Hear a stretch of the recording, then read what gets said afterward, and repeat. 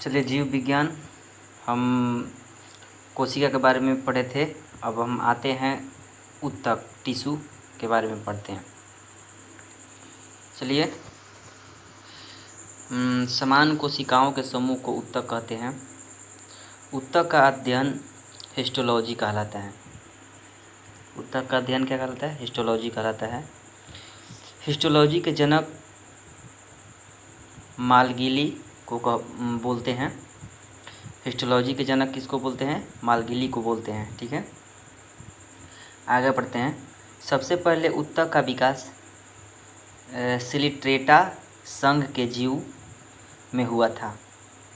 ठीक है, सबसे पहले ऊतक का विकास सिलिट्रेटा संघ के जीव में हुआ था। ऊतक 4 प्रकार के होते हैं। कौन सा ये ऊतक होते हैं? 4 प्रकार के होते हैं। पहला संयोजी, तांत्रिका, पेशीय और एडिपोज यानी उपकला जिसको बोलते हैं। ठीक है, ऊतक कितने प्रकार के होते हैं? 4 प्रकार के होते हैं। संयोजी, तांत्रिका, पेशीय और एडिपोज। ठीक है, पहला संयोजी ऊतक। संयोजी ऊतक किसको बोलते हैं? यानी कनेक्टिंग टिश्यू। यह शरीर के विभिन्न अंगों को आपस में जोड़ने का काम करता है। संयोजी ऊतक ऐसे ही समझ में आ रहा है कि संयोजी मतलब जोड़ना होता है।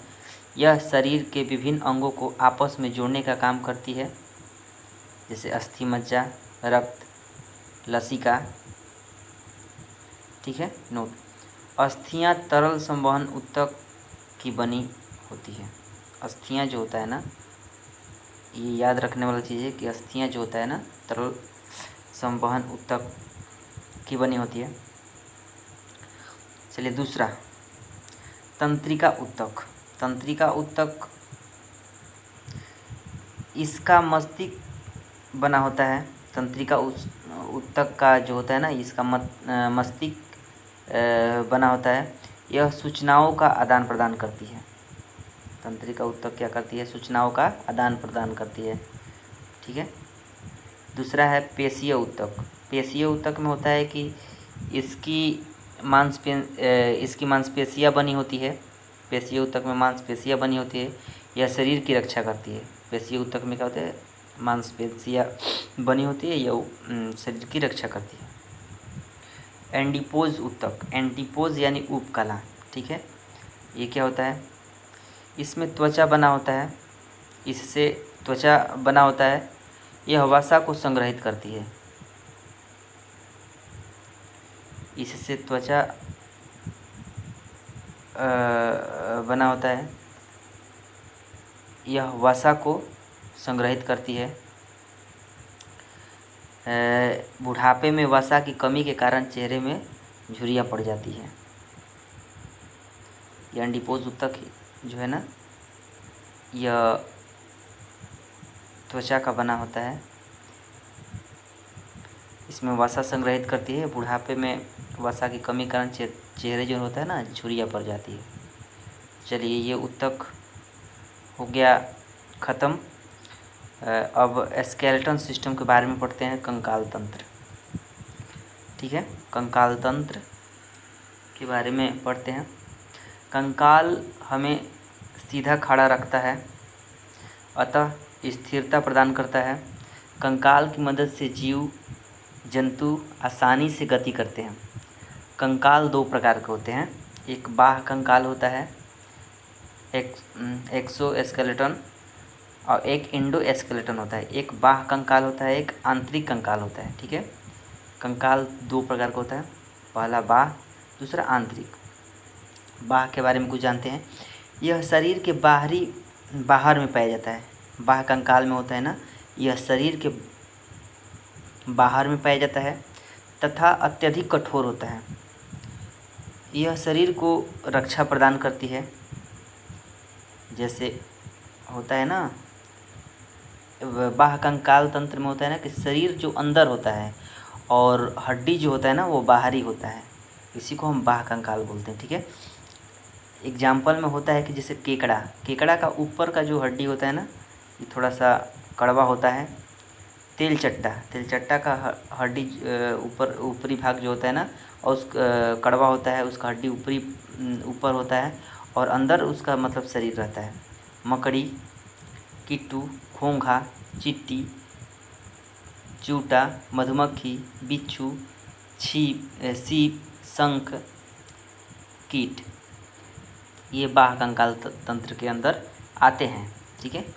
आंतरिक कंकाल यानी इंडोस्केलेटन, यह शरीर के अंदर पाया जाता है। आंतरिक कंकाल जो होता है ना, यह शरीर के अंदर पाया जाता है।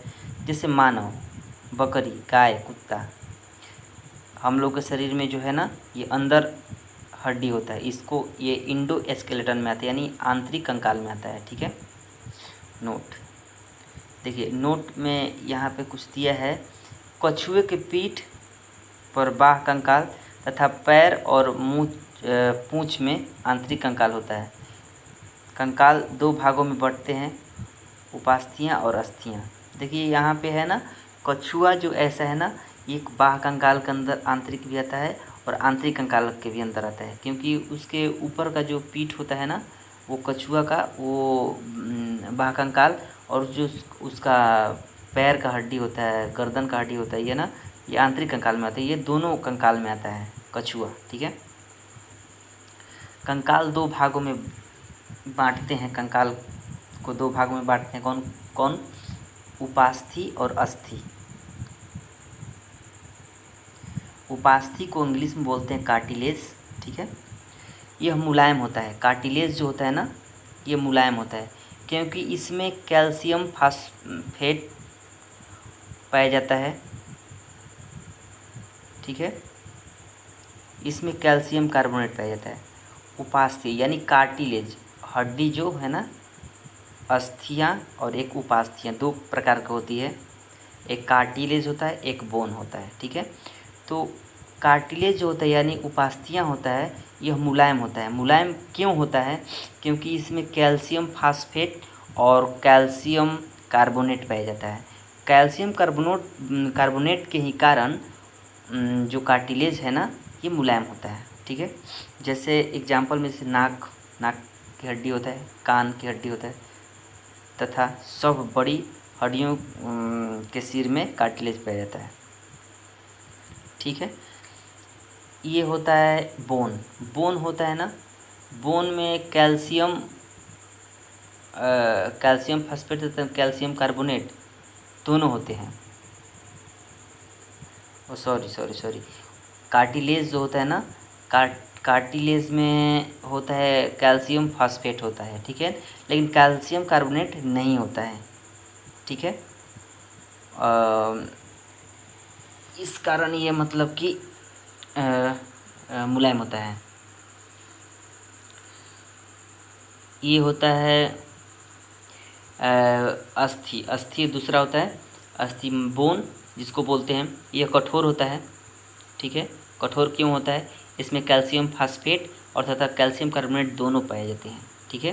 कैल्शियम फास्फेट और कैल्शियम कार्बोनेट के कारण जो अस्थि होती है वो मतलब कि कठोर होती है। ठीक है। इसमें अस्थियों का लगभग 60% कैल्शियम फास्फेट पाया जाता है। 60% कैल्शियम फास्फेट पाया जाता है और 40% अस्थियाँ पाई जाती है, यानी बोन पाया जाता है। ठीक है। चलिए आगे बढ़ते हैं। अस्थियों में ओसनी प्रोटीन पाया जाता है। अस्थियों में ओसिन प्रोटीन पाया जाता है, जबकि कार्टिलेज में कार्डिन प्रोटीन पाया जाता है। ठीक है। याद रखने वाले, अस्थियों में जो होता है ना, ओसिन प्रोटीन पाया जाता है, अस्थियों में ओसिन प्रोटीन, और जबकि कार्टिलेज में कार्डिन प्रोटीन पाया जाता है। ठीक है। अस्थियों में अधिकतम घनत्व 30 वर्ष की आयु में आ जाता है। अस्थियों में अधिकतम घनत्व 30 वर्ष की आयु में आ जाता है। ठीक है। 30 वर्ष आयु में अधिकतम घनत्व 30 वर्ष की आयु में आ जाता है। ठीक है। जन्म लेने वाले शिशु में लगभग 300 अस्थियाँ पाया जाता है। बाल्यावस्था में 208 अस्थियाँ और तथा वयस्क अवस्था में 206 अस्थियाँ पाई जाती हैं।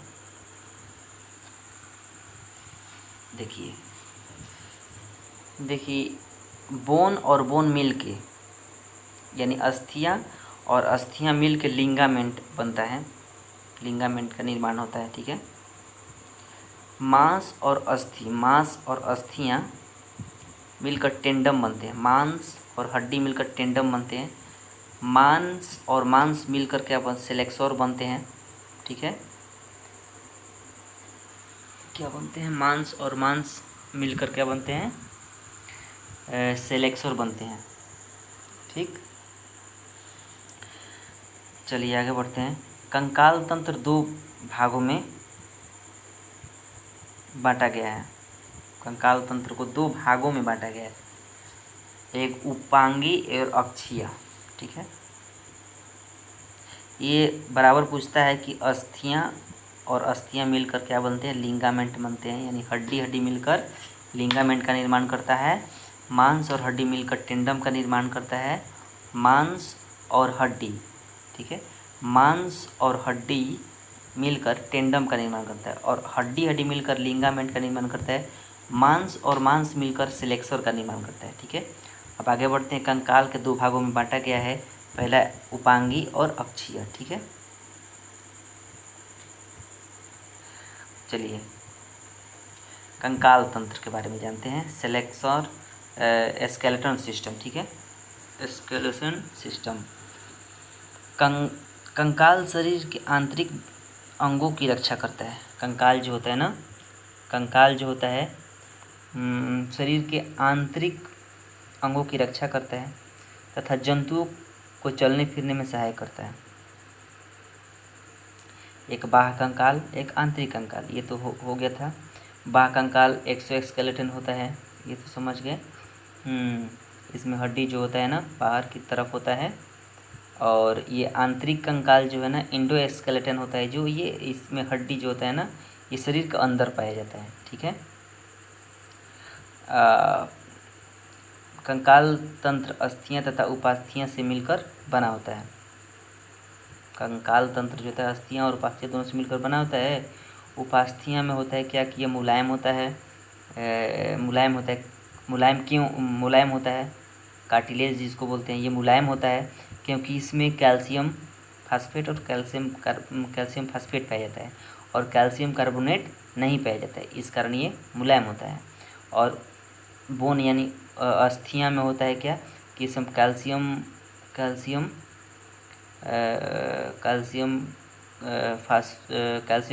फास्फेट और कैल्शियम कार्बोनेट दोनों पाया जाता है। ठीक है, ठीक है। अस्थियों में रक्त नालियों की तंत्रिका तंत्र पाए जाते हैं। अस्थियों में रक्त नालिकाएं और तंत्रिका तंत्र पाए जाते हैं। अस्थियों में रक्त नालिकाएं और तंत्रिका तंत्र पाए जाते हैं। अस्थियों में 50% जल तथा 50% कार्बनिक पदार्थ पाए जाते हैं। ओके, ठीक है। उपास्थियों में तंत्रिका तंत्र और रक्त नालिका नहीं होती है, लेकिन भोजन और ऑक्सीजन की आपूर्ति लसिका के द्वारा होती है। ठीक है, उपास्थियों में तंत्रिका तंत्र और रक्त नालिका नहीं होती है नहीं होती है, लेकिन भोजन और ऑक्सीजन की आपूर्ति लसिका के द्वारा हो जाता है। ठीक है, मानव शरीर में उपास्थियों के पिन्ना, नाक की हड्डियों, श्वसन नली के बीच में एवं हड्डियों के संधि स्थल पर पाए जाते हैं। ठीक है, कहने का मतलब है कि मानव शरीर में उपास्थियां के पिन्ना, नाक की हड्डियों, श्वसन नली के बीच में एवं हड्डियों के संधि स्थल पर पाए जाते हैं। ठीक है, अस्थि में ओसिन प्रोटीन पाए जाते हैं, जबकि उपास्थि में कार्टिन प्रोटीन पाया जाता है। ठीक है, 30 वर्ष की अवस्था में हड्डियों की घनत्व अधिक हो जाता है। ठीक है, जब जन्म से हड्डियों की संख्या होता है 270 से 310 के बीच, 300 के बीच, अर्थात जन्म के समय औसत हड्डियों की संख्या 300 होती है। बाल अवस्था में हड्डियों की संख्या 208 गो होता है। वयस्क मानव के शरीर में हड्डियों की संख्या 206। मानव शरीर के समस्त अस्थियों को 2 भागों में बांटा जाता है। कौन कौन? अनुबंधीय उपांगी और अक्षीय उपांगी। ठीक है, अपेंडिकुलर और एविल। ठीक है, ये अनुबंधीय उपांगी यह शरीर को सीधा रखने तथा गति प्रदान करने में सहायक होता है। उपांगी की कुल संख्या 106 गो।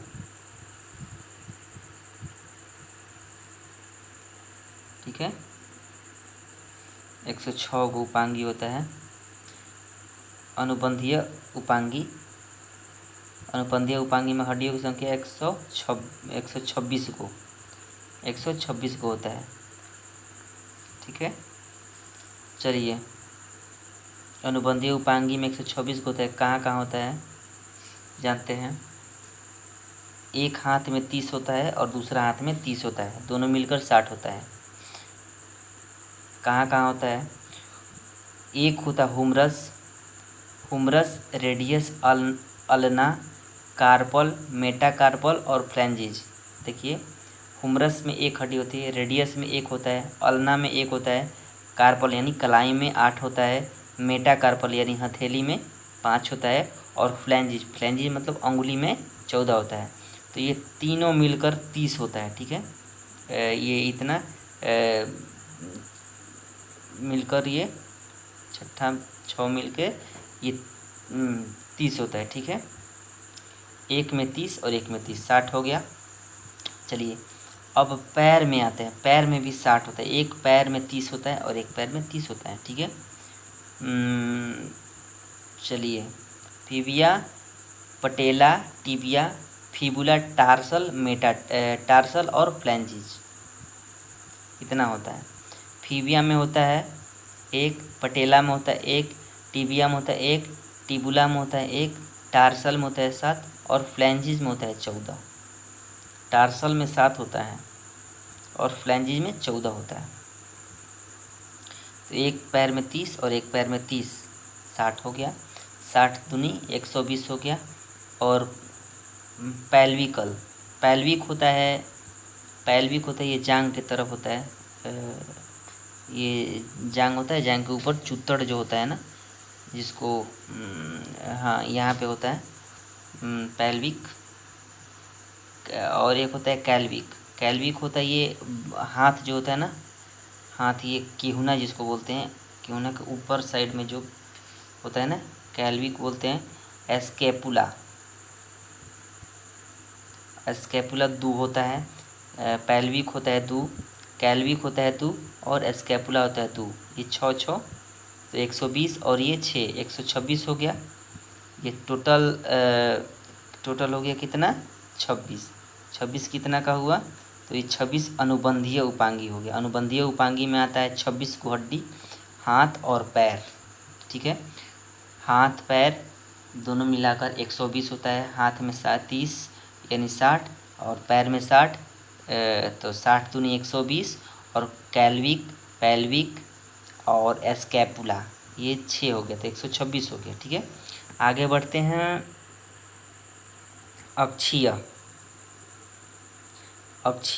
में क्या कितना होता है? ये शरीर के बीचों बीच में होता है। अक्षीय में होता है ना, ये अक्षीय में होता है, ये शरीर के बीचों बीच होता है। यहाँ शरीर के अंदर कोमल अंगों की रक्षा करता है। शरीर के अंदर जो होता है ना, ये कोमल अंगों की रक्षा करता है। अक्षीय की कुल संख्या 80 को होता है। अक्षीय में 80 को होता है। मेरुदंड में होता है 26 को। ठीक है, पसली में होता है 24 को, स्टर्नम में होता है 1 गो और सिर खोपड़ी में होता है 29 गो। मेरुदंड यहाँ पीठ की ओर होता है, यहाँ मेरुदंड में होता है 26 गो। ठीक है, पसली में होता है 24। पसली बोलते हैं ये छाती का जो हड्डी होता है ना, पसली, इस एक साइड 12 होता है और एक साइड 12 होता है। बीच का जो हड्डी होता है ना उसको स्टर्नम बोलते हैं। स्टर्नम एक होता है, तो दोनों मिलकर ये 24 और एक्सटर्नम 25। और सिर में हड्डी की संख्या 29 होती है। सिर बोले तो हेड यानी खोपड़ी, स्किल, इसमें 29 होता है। कैसे 29 होता है? ये चेहरा में 14 का है, 14 हड्डी होता है। कान में 16 को हड्डी होती है। और एक हाइड होता है, हाइड बोन होता है यहाँ पे। जो गर्दन है, गर्दन के ऊपर जो ये होता है ना, ये बोलने वाला उसमें छुपा रहता है। ठीक है, तो ये हेड एक होता है। और कपाल में होता है 8 वो हड्डी, कपाल में ऊपर साइड में 8 हड्डी। तो ये 29 को हो गया, टोटल मिला के 80 को हो गया। चलिए आगे बढ़ते हैं। हड्डियों के बारे में विविध तत्व जानते हैं। गर्दन में हड्डियों की संख्या 7 को होती है। ठीक है, गर्दन में हड्डी की संख्या कितना होता है? गर्दन में हड्डी की संख्या होता है 7 को। ठीक है, कान में हड्डियों की संख्या होती है 6 को, एक तरह 3 एक तरह 3, 6 हो गया। ठीक है, MIS मिस को क्या बोलते हैं? M से मिलियस, E से इनकस और S से स्टेपियस। स्टेपियस 0.6 mm का होता है। ये सबसे छोटा हड्डी होता है। ठीक है, शरीर की सबसे छोटी हड्डी स्टेप्स है, मध्य कान में होता है स्टेप्स। ठीक है, सबसे बड़ी हड्डी फीमर का होता है, यानी जांघ में होता है। सबसे कमज़ोर हड्डी होता है कैल्विक बोलते हैं। ये जिसको कलर के पास होता है, ये दोनों साइड में, उसको हंसली भी बोलते हैं, उसको कैल्विक बोलते हैं। ये सबसे कमज़ोर हड्डी होता है। सबसे मजबूत हड्डी जबड़े की हड्डी होती है, जबड़े की हड्डी होती है। सबसे चमकीला हड्डी टीबिया होता है, ये पैर में पाया जाता है टीबिया, ये साइड में सबसे चमकीला होता है। पैर की हड्डी खोखली होती है, ध्यान रहे, पैर की हड्डी जो होती है ना खोखली होती है। ठीक है, पटेला सिस्माइड बोन का बना होता है। पटेला जो होता है ना सिस्माइड बोन का बना होता है, सिस्माइड बोन का बना होता है पटेला, सिस्माइड बोन का बना होता है। जब हम बैठते हैं तो इसियम नामक हड्डी पर जोर पड़ता है। जब हम बैठते हैं तो इसियम नामक हड्डी पर जोर पड़ता है, जो पैल्विक का एक भाग है, पैल्विक का एक भाग है। ठीक है, जहाँ मांसपेशियों तथा अस्थियों मिलती है उसे टेंडन कहते हैं, MBT TMB। ठीक है, जहाँ मांसपेशियों तथा अस्थियाँ मिलती है उसे मांसपेशी और अस्थियाँ मिलती उसे टेंडम कहते हैं। जहाँ अस्थियाँ दूसरे अस्थियों से मिलती है उसे लिंगामेंट कहते हैं, ये तो पढ़ चुके हैं। अस्थियों की जोड़ के पास साइनोवियल नामक द्रव होता है। साइनोवियल नाम का द्रव के कारण ये जो साइनोवियल द्रव होता है वो ख़त्म हो जाता है ना, वहीं मतलब कि रोग पकड़ लेता है। क्या बोलते हैं उसको, जो हड्डियों को मुड़ने में मदद करती है। इसी द्रव की कमी गठिया रोग होता है, इसी द्रव की कमी के कारण गठिया रोग होता है। साइनोवियल नामक द्रव जो होता है ना, शरीर के किसी पार्ट में अगर कमी होता है ना, वो गठिया रोग पकड़ लेता है। ये ठेवना उना में होता है साइनोवियल द्रव।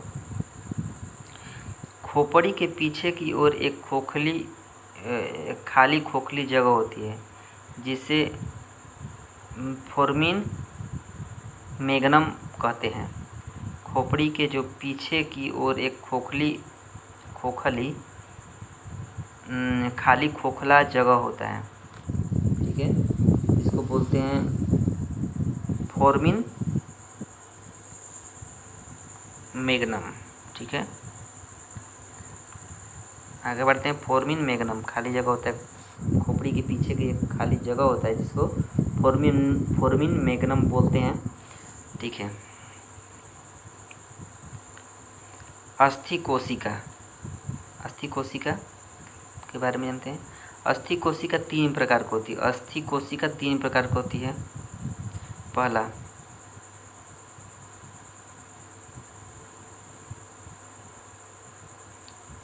पहला जो होती है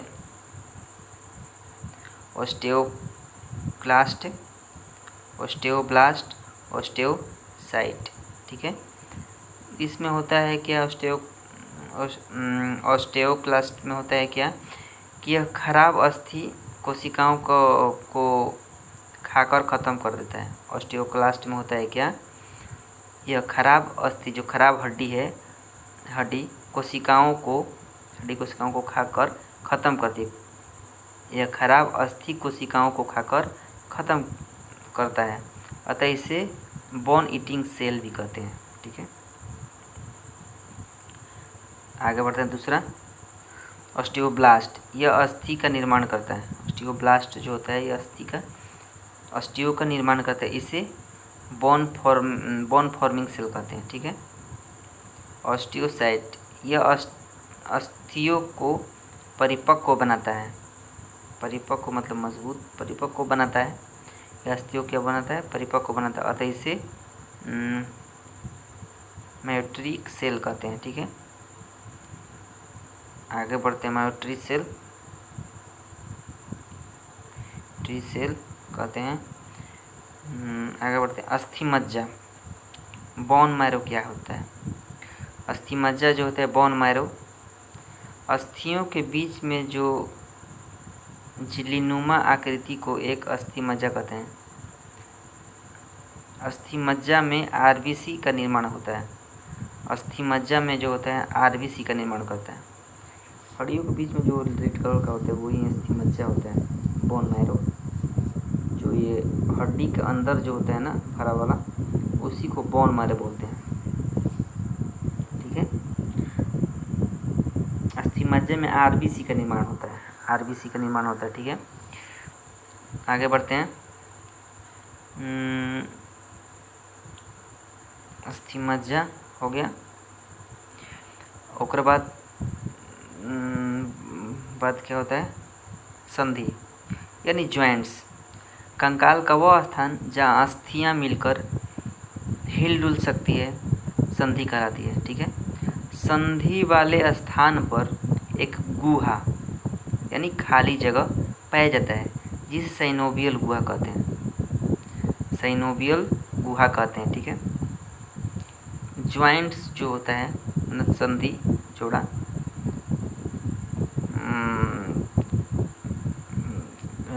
कितने प्रकार का होता है, ये होता है 3, अचल, अपूर्ण और एक पूर्ण होता है। अचल, अपूर्ण और एक पूर्ण होता है। ठीक है,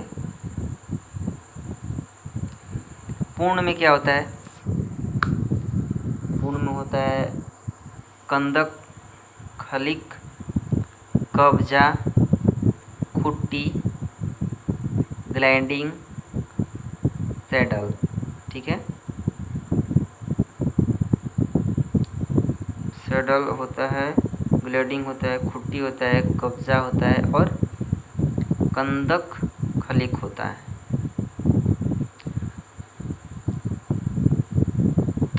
चलिए, ये जॉइंट्स जो होता है ना 3 होता है, प्रकार का होता है, ए बी सी में दिया है। इमूवेबल जॉइंट्स होता है, अचल संधि होता है। इस संधि को फिक्स्ड फिब्रियस, इस संधि को फिक्स्ड फिब्रियस यानी रेशेदार संधि भी कहते हैं। अचल संधि, इस संधि को रेशेदार संधि भी कहते हैं। यह जोड़ा भी यह थोड़ा भी गति नहीं करता। यह खोपड़ी तथा दांत में पाया जाता है। देखिए, अचल संधि जो होता है ना, वो नहीं घूमेगा, नहीं मुड़ेगा, वो जहाँ के तहाँ रहता है, फिक्स रहता है। जैसे खोपड़ी का जो होता है ना, खोपड़ी में हड्डी जो होता है ना, ये इधर उधर नहीं होता है, तो इसी को हम अचल संधि बोलते हैं। ठीक है, ये घूमता नहीं है। दांत उत का हड्डी देखिए घूमता नहीं है। ठीक है, अपूर्ण संधि जो होता है ना, अपूर्ण संधि किसको कहते हैं? यह संधि जहाँ पाई जाती है वहाँ थोड़ा मोड़ा गति देखने को मिलता है, थोड़ा मोड़ा गति देखने को मिलता है। जैसे मेरुदंड, बैकबोन, पीछे की जो हड्डी होता है ना, रीढ़ की हड्डी, पसली, रीढ़ जो होता है, ये थोड़ा थोड़ा मुड़ता है, पूरा नहीं मुड़ सकता है, तो ये अपूर्ण संधि का अंतर्गत आता है। ठीक है। अब पूर्ण संधि में क्या होता है? यह संधि, यह जो हड्डी होता है ना, उसको विभिन्न दिशा में प्रगति प्रदान करता है, विभिन्न दिशा में प्रगति प्रदान करता है। यह 5 प्रकार की होती है। ठीक है। पूर्ण संधि जो होता है ना, इसकी गति विभिन्न दिशा में गति प्रदान करता है। यह 5 प्रकार का होता है पूर्ण संधि। ठीक है। पहला जो होता है कंदुक खलिक। कंदुक खलिक जो होता है ना, इस प्रकार के संधि को एक खाद्य स्थल होता है तथा जो हड्डी इससे जुड़ती है उसका ऊपरी भाग गोल होता है। यह सभी दिशाओं में घूम सकती है, जैसे pelvic plus femur, scapula, humerus जो होता है ना, जैसे कलाई की हड्डी होती है, पेल्विक होता है, स्कैपुला होता है, ह्यूमरस भी होता है। ठीक है। दूसरा होता है कब्जा संधि। कब्जा संधि में क्या होता है? यह संधि केवल एक ही ओर गति करती है, गति करने में अनुमति देती है, जैसे केहूनी, गुठना, ये सब एक ही दिशा में घूम सकती है। ठीक है।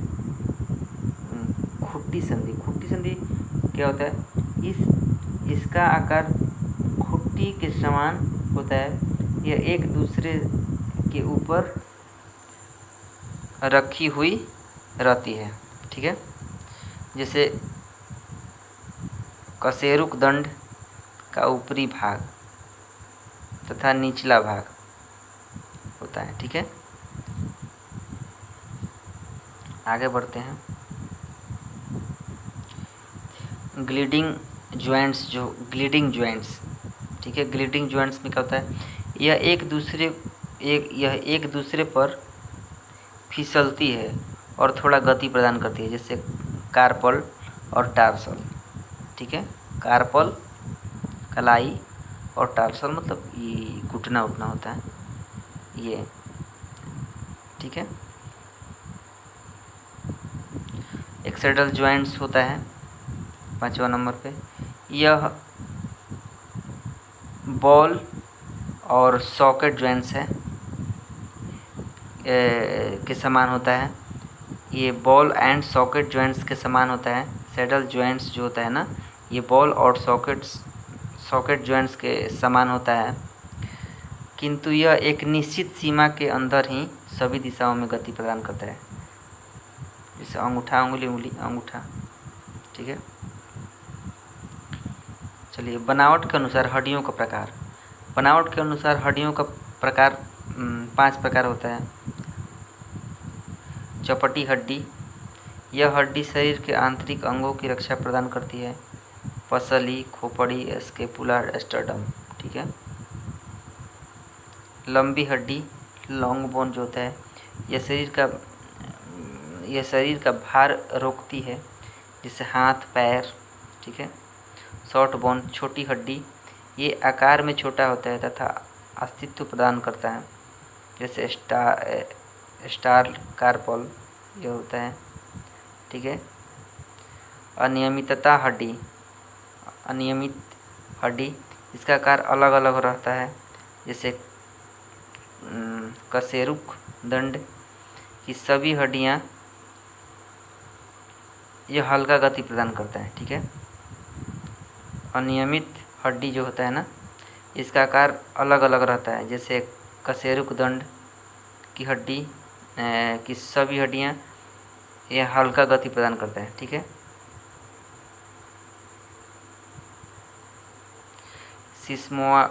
सिस्मोडाइड बोन होता है, यह कार्टिलेज का ही कठोर रूप होता है, जैसे पटेला।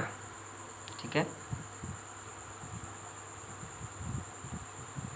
सिस्मोडाइड बोन होता है, यह कार्टिलेज का ही कठोर रूप होता है, जैसे पटेला। ठीक है।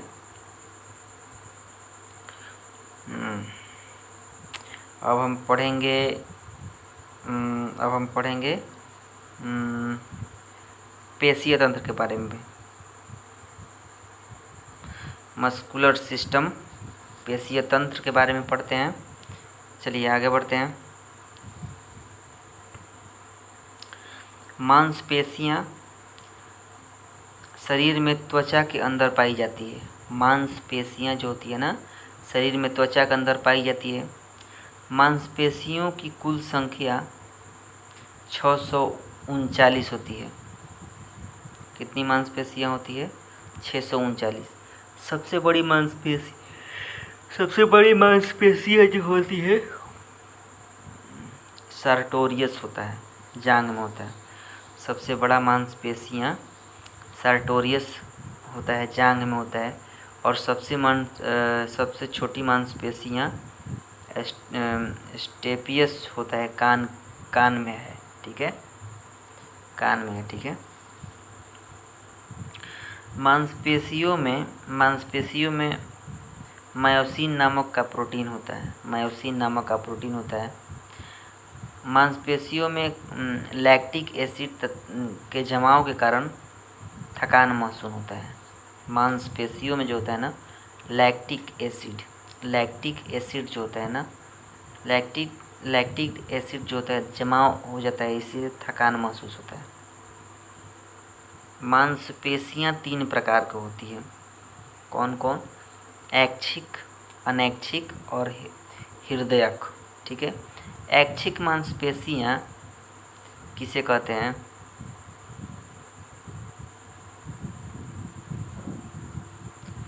ये मांसपेशियां हमारी इच्छा अनुसार कार्य करती है। ऐच्छिक मांसपेशियां जो होती है, यह मांसपेशियां हमारी इच्छा अनुसार कार्य करती है। इन्हीं के कारण हम गति करते हैं।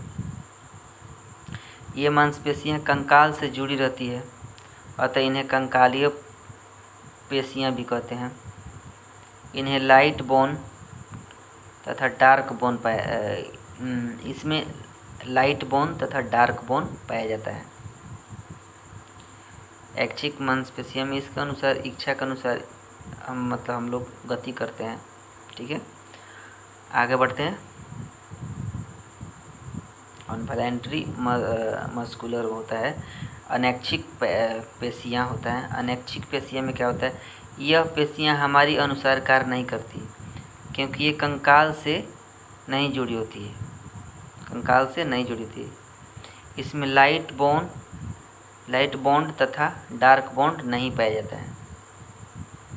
इसमें अनैच्छिक पेशियां इसमें अपने अनुसार, मतलब कि जब से हमारे अनुसार कार्य नहीं करती, क्योंकि ये कंकाल से नहीं जुड़ी होती है, और इसमें लाइट बॉन्ड और डार्क बॉन्ड नहीं होता है। ठीक है। हृदयक पेशियां, कार्डिक, ठीक है, इसको बोलते हैं। ये अनैच्छिक पेशियों का ही एक प्रकार है जो हृदय में पाया जाता है। जो अनैच्छिक पेशियों का ही एक प्रकार है जो हृदय में पाया जाता है। यह भी हमारी अनुसार कार्य नहीं करती। ठीक है। यह मांसपेशियों को दूसरे मांसपेशियों से जोड़ने का काम सेलेक्सोर नामक पेशियों के कारण सिकुड़ जाती है। एक मांसपेशियों को दूसरे मांसपेशियों से जोड़ने का काम सेलेक्सर नामक पेशियों के कारण सिकुड़ जाती है, जबकि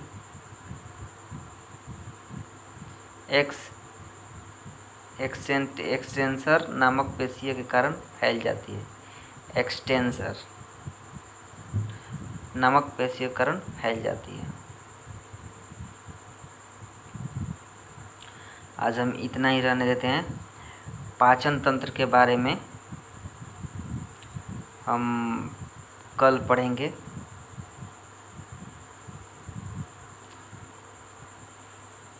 तक के लिए जय सिया राम।